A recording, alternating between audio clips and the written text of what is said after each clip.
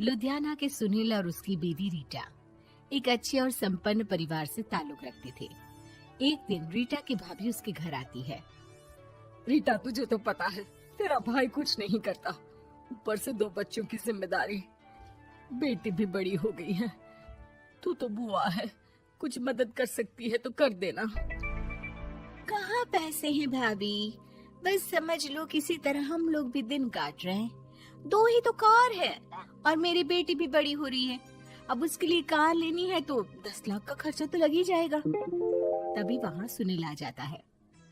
अरे शशि, क्या है, तू हमेशा पैसों के लिए परेशान क्यों रहती है? वैसे क्या जरूरत थी बेटी की शादी इतने बड़े घर में तय करने की? अरे पैसे नहीं थे तो ऐसे ही कर देती कहीं शादी। इतने बड़े होटल में क्यों कर रही है शादी? लेकिन यहाँ तो मामला शादी का है, डेट तय है। दरअसल तेरे भतीजे के पीएफ के पैसे आने हैं, पर उसमें देर हो रही है। जैसे ही पैसे आ जाएंगे मैं तेरे अकाउंट में डलवा दूंगी। ठीक है, हम लोग सोचकर बताएंगे। तभी वहाँ भतीजा आ जाता है। फूफा जी, आप लोग ही मदद कर सकते हैं, वरना तो कैसे काम होगा समझ में ही नहीं आ रहा।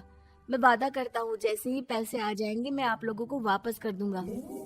हाँ भाई, ठीक है। अब देख भाई, हमारे लड़के तो सारा दिन घर पर पड़े रहते हैं, ना कमाते हैं ना कुछ कमाने की इच्छा रखते हैं। लेकिन चल, ये ले, कितने पैसे चाहिए? जी 4 लाख रुपए।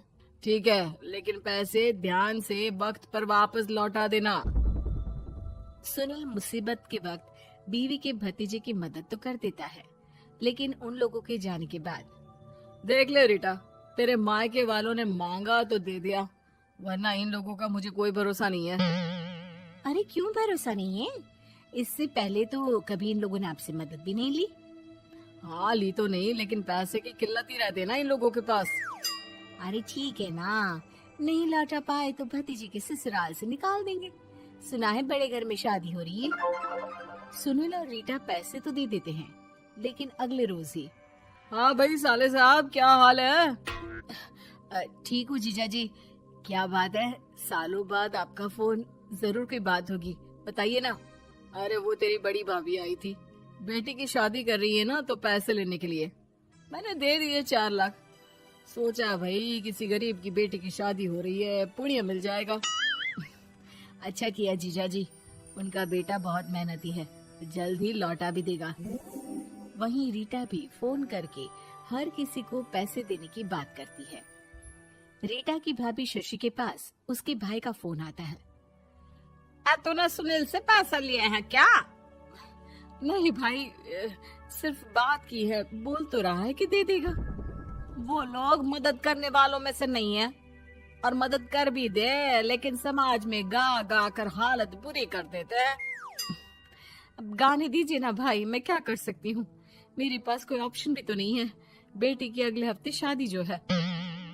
शशि की बेटी की शादी हो जाती है, लेकिन शादी के 1 महीने बाद ही सुनील का फोन भतीजे के पास आता है।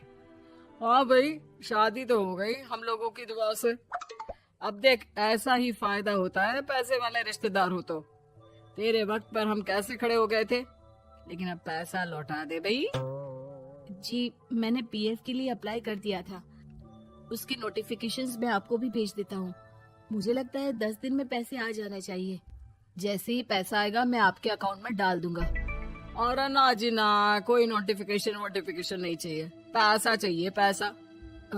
ठीक है अंकल, बस 10 दिन का समय दे दीजिए। अभी हफ्ता भी पूरा नहीं होता कि भतीजे के पास उसके गांव के दूर के चाचा का फोन आता है।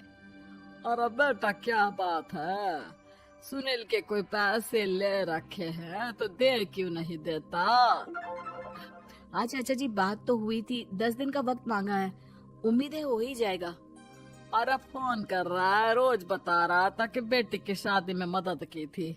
अब क्या है ना, भले ही शादी 10 दिन रोक देते, लेकिन सुनील से मदद नहीं लेनी चाहिए थी। याद है ना, मधु की मदद करके कितना बदनाम कर दिया था उसने पूरे घर को सोसाइटी में। हाँ चाचा जी, मैं भी यही सोच रहा था कि उन लोगों से मदद नहीं लेनी चाहिए थी। कई लोगों के फोन आ चुके हैं। वहीं रीटा अपनी भाभी को फोन कर देती है। क्या है भाभी, कब पैसे लौटाओगी? पता है ना ये कितना बोल रहे थे, तुम्हारे बोलने पर मैंने पैसे दिए हैं। भाभी अब तो आपके बेटे की कार बेच दो और हम लोगों के पैसे दे दो। अरे लेकिन रीटा, बात तो 3 महीने की हुई थी ना, अभी तो 2 महीने भी नहीं हुए पैसा लिए, थोड़ा तो सब्र करो। नहीं नहीं भाभी, वैसे मेरा बेटा टिक्कू आ रहा है आप लोगों के घर रहने के लिए, उसको अच्छे से खिलाना पिलाना, समझी? भाभी को समझ में नहीं आता कि वो क्या करे। वो बेटे से बात करती है। अरे माँ, इन लोगों से मदद लेकर सच में बहुत बड़ी गलती कर दी। मुझे खुद समझ में नहीं आता कि कैसे इन लोगों के पैसे जल्द से जल्द दे दूं।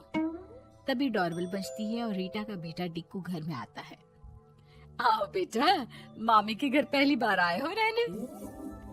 आप पापा बोल रहे थे कि आप लोग पैसे का ब्याज तो दे नहीं पाओगे, तो तब तक मैं यहीं रह लूं। और हाँ, मैं एसी के बिना नहीं सो पाता। आप लोग अपना देख लेना और पैसे जल्दी लौटा देना, क्योंकि मैं थोड़ा जल्दी जाना चाहता हूँ।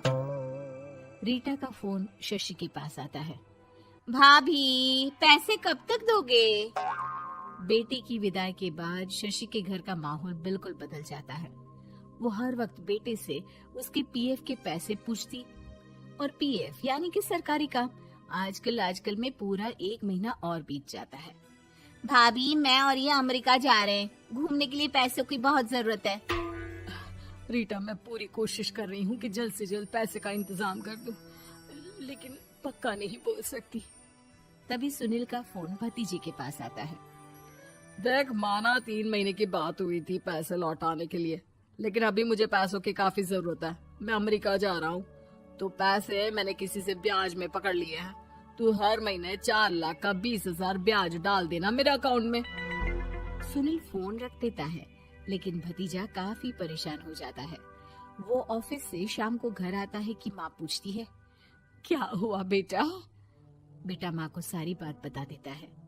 माँ भगवान के सामने हाथ जोड़कर खड़ी हो जाती है और रोने लगती है कि तभी बेटे का मोबाइल पर मैसेज बजता है। माँ, पीएफ के पैसे आ गए। और वो ऑनलाइन ही सुनील के पैसे वापस कर देता है। भला हो भगवान का। लेकिन आज एक बात तो समझ में आ गई, मदद हमेशा उन लोगों से लो जो मदद के बदले आपसे मदद में दी गई रकम ही वापस लें, ना कि समाज में आपकी इज्जत।